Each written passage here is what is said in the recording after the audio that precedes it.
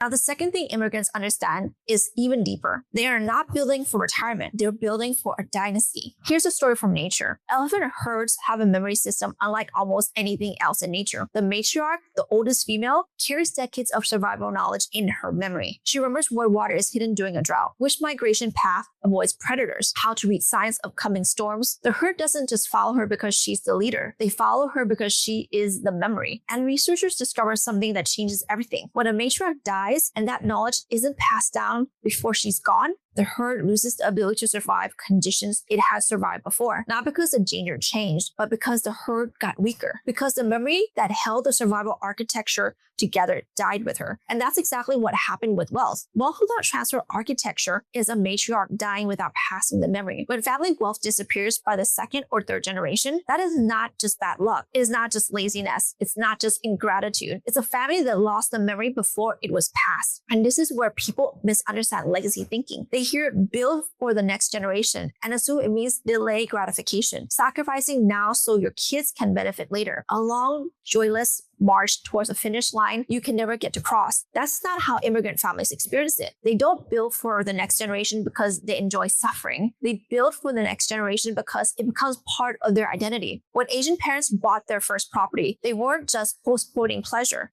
They were building something that would outlast them. Something that meant their struggle had permanent consequences. That is not discipline. That is purpose. And purpose changes how you make every financial decision. So let me ask you something. Are you building for your retirement or are you building for your dynasty? Be honest, because even families with good intentions get this wrong. A legacy mindset doesn't automatically create a legacy. Intention without architecture collapses. The elephant matriarch doesn't just carry the memory, she passes it through behavior, through repetition, through the herd watching her decision in real time over decades. That is why governance matters more than most people realize. Governance beats returns. I will say this until I run out of breath. You can have incredible investment returns and still lose everything in one generation. If there are no rules, no structure, no architecture holding the wealth together, when you're gone, the families that outlast do not just build wealth. They build a wall around the wealth. That is what a family office framework really is. Not some fancy billionaire toy. It's a memory transfer architecture. It is the structure that protects what you build.